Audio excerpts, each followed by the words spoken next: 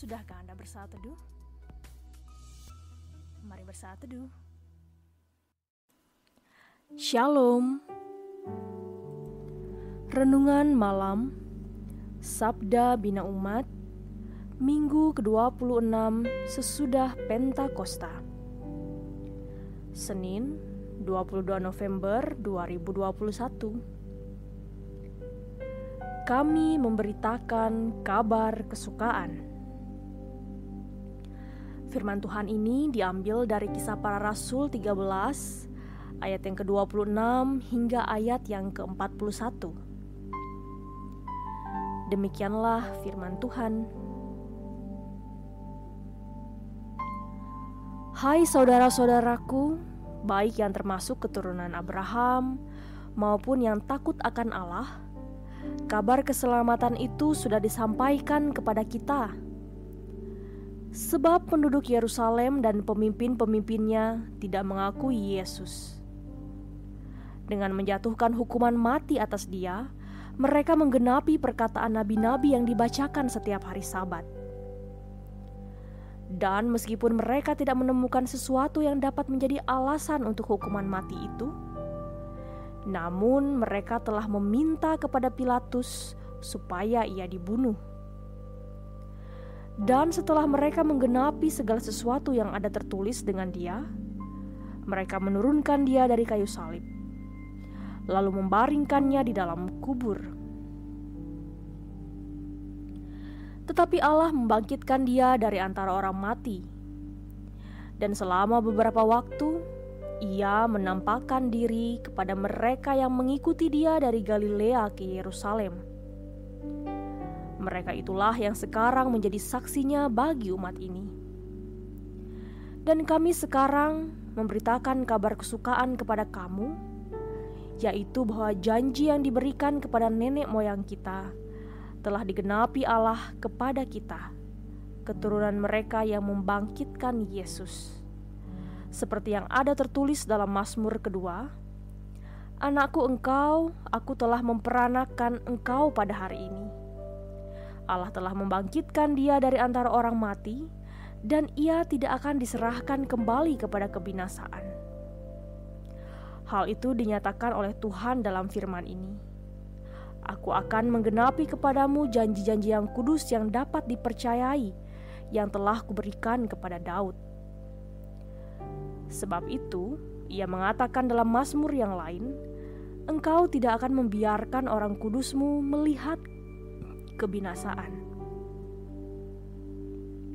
Sebab Daud melakukan kehendak Allah pada zamannya, lalu ia mangkat dan dibaringkan di samping nenek moyangnya, dan ia memang diserahkan kepada kebinasaan.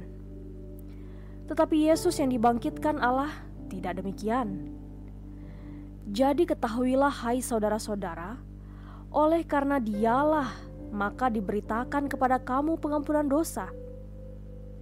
Dan di dalam dialah setiap orang yang percaya memperoleh pembebasan dari segala dosa yang tidak dapat kamu peroleh dari hukum Musa.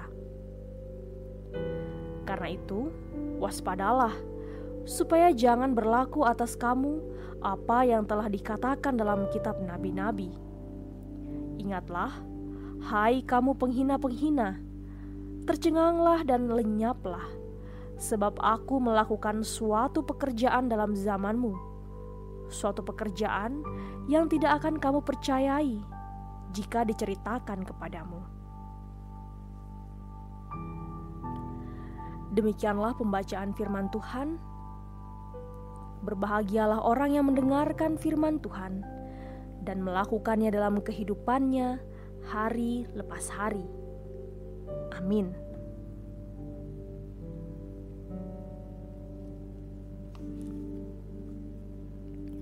Masih dalam rumah ibadat di Antiokhia di Pisidia, pasal 13 ayat 14, Paulus mulai berbicara tentang kesukaan besar atas keturunan Abraham maupun kepada mereka yang takut akan Allah.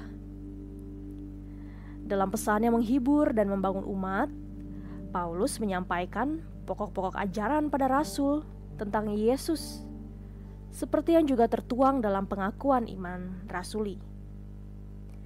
Yang pertama, Yesus adalah manusia sejati yang tidak bersalah. Ia menderita di bawah pemerintahan Pontius Pilatus, disalibkan, mati dan dikuburkan, yang menandakan bahwa ia turun ke dalam kerajaan maut. Yang kedua, Allah membangkitkan dia dari antara orang mati. Ini menandakan kuasa kubur yang membinasakan manusia takluk pada Allah di dalam Yesus yang bangkit. Yang ketiga, Yesus, manusia sejati yang bangkit, menyatakan kemahakuasaan Allah. Ia menampakkan dirinya kepada murid-murid yang mengikutinya dari Galilea. Inilah permulaan baru dari kehidupan manusia jasmani. Allah memberi hidup yang baru bagi manusia dalam Yesus. Yang keempat, Paulus dan Barnabas sampaikan kabar baik tentang pengampunan dosa yang tidak diperoleh dalam hukum Musa, tetapi hanya dalam Yesus. Tanda kebesaran Allah dimulai dalam dunia bahwa Ia bukan menghukum, tetapi mengasihi manusia buah ciptaannya. Pemberitaan Paulus tentang Yesus adalah dasar pemberitaan gereja yang kudus dan am sepanjang masa. Dalam keutuhan persekutuan saat ini, kita dipanggil sebagai umat kepunyaan Allah untuk memberitakan kabar sukacita itu. Dipanggil sebagai saksi yang memberitakan berita pendamaian dalam kata dan tindakan. Bukan hukuman yang mematikan karakter manusia. Sama seperti Yesus mengampuni dosa kita, baiklah untuk kita saling mengasihi, bukan saling menghukum sesama kita dalam keluarga, gereja, dan masyarakat. Demikianlah perenungan firman pada malam hari ini. Kiranya Roh Kudus menuntun kita sebagai saksi Kristus yang setia untuk membawa kabar kesukaan bagi semua orang.